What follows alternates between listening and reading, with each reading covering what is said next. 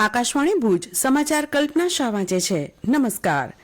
રાજ્યભરમાં વિકાસ રથના માધ્યમથી ગત 5 દિવસમાં 483 કરોડ રૂપિયાથી વધુના 9,254 કાર્યોનું લોકાર્પણ અને ખાતમુહૂર્ત કરાયું. રાજ્યભરમાં વિકાસ સપ્તાહની ઉજવણીના ભાગરૂપે ફરી રહેલા વિકાસ રથના માધ્યમથી વિવિધ યોજનાના 23,600થી વધુ લાભાર્થીને 44 કરોડ 67 લાખ રૂપિયાથી વધુની સહાયનું વિતરણ કરાયું. સાથે જ વિકાસ રથમાં 1,70,000થી વધુ લોકોએ જોડાઈ વિકાસ સપ્તાહ હેઠળ ભારત વિકાસ શપથ લીધા.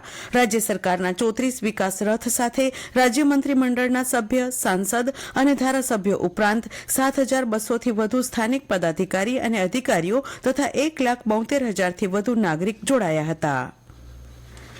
દિવાળીના પાવન પર્વ નિમિત્તે સુરક્ષિત રહી આ પર્વને ઉજવવા પૂર્વ કચ્છ પોલીસે જુદી જુદી બાબતો અંગે લોકોને અપીલ કરી છે. દિવાળીના પ્રસંગે બજારોમાં ભીડના કારણે ખરીદી સમયે દાગીના, પાકીટ વગેરેની ખાસ કાળજી રાખી પોતાના વાહન વ્યવસ્થિત સુરક્ષિત જગ્યાએ પાર્ક કરવા, બેંક, એટીએમ, આંગડિયા પેઢીમાં નાણાં ભરવા ઉપાડતી વખતે કોઈ વોચ રાખતું નથી તેની ખાતરી કરવી તથા કોઈ નજર ચૂકવી તેની તડફંચી ન કરે તેની ખાસ તકેદારી રાખવા. આવા શંકાસ્પદ શખ્સો જણાય તો લોકોનું ધ્યાન દોરી પોલીસને જાણ કરવા.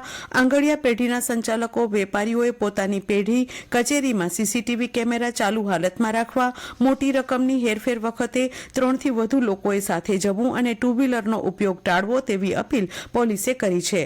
ઘર બંધ કરી ખરીદી કરવા અથવા બહારગામ જતી વખતે કિંમતી સામાન, દાગીના લોકરમાં મૂકવા અથવા સુરક્ષિત જગ્યાએ મૂકવા. ઘરમાં સીસીટીવી લગાવી સોસાયટી વિસ્તારમાં દિવસ દરમિયાન ફેરિયા, સેલ્સમેન, ભંગારવાળા વગેરે શંકાસ્પદ શખ્સો જણાય તો સાવધાની રાખી ત્વરિત પોલીસને જાણ કરવા. બજારમાં ટ્રાફિક નિયમોનું પાલન કરી પોલીસને સહકાર આપવા વગેરે અપીલ પૂર્વ કચ્છ પોલીસે કરી છે. માંડવી નગર સેવા સદન દ્વારા દિવાળીના પર્વને ધ્યાનમાં રાખી નાગરિકોને આગ લાગે તો શું કરવું અને અગ્નિશામક યંત્રનો ઉપયોગ કેવી રીતે કરવો જેથી કરીને મોટી દુર્ઘટનાથી બચી શકાય તે માટે માંડવી મામલતદાર કચેરી અને માંડવી પોલીસ સ્ટેશનના સહયોગથી નિદર્શન કેમ્પ આવતીકાલે સાંજે 5 વાગ્યે અનાજના જથ્થાબંધ બજાર ચોકમાં રાખવામાં આવેલ છે.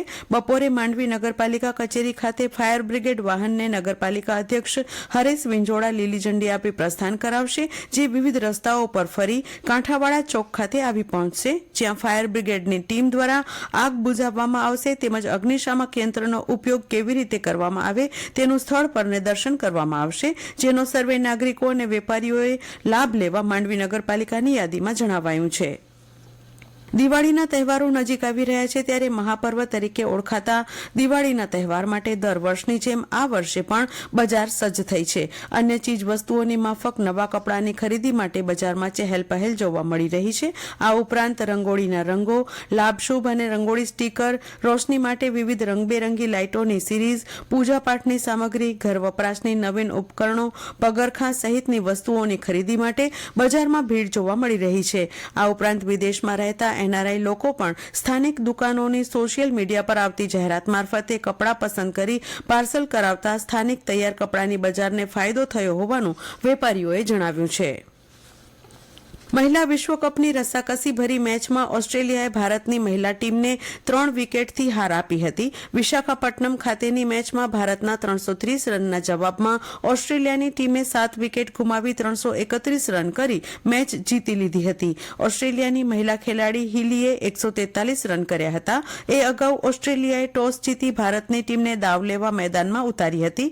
ભારતની ટીમે પહેલો દાવ લઈ 330 રન કર્યા હતા, જેમાં સ્મૃતિ મંધનાના 80 અને પ્રતિકા રાવલના 75 રન મુખ્ય હતા.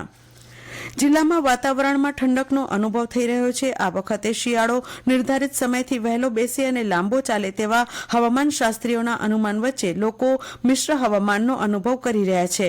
અંજાર ગાંધીધામમાં લઘુત્તમ ઉષ્ણતામાન 19.9 ડિગ્રીએ પહોંચતા લોકોએ ફૂલ ગુલાબી ઠંડક અનુભવી હતી. રાજ્યમાં અંજાર ગાંધીધામ ચોથા નંબરનું ઠંડુ મથક બન્યું હતું, તો બીજી બાજુ જિલ્લા મથક ભુજમાં મહત્તમ ઉષ્ણતામાન 34.4 ડિગ્રીએ પહોંચતા ભુજ રાજ્યનું ત્રીજા નંબરનું ગરમ મથક બન્યું હતું. દિવસના ભાગે લોકોએ તાપ અને ગરમી અનુભવ્યા બાદ રાત ઢળતા જ ઠંડકનો અનુભવ થઈ રહ્યો છે.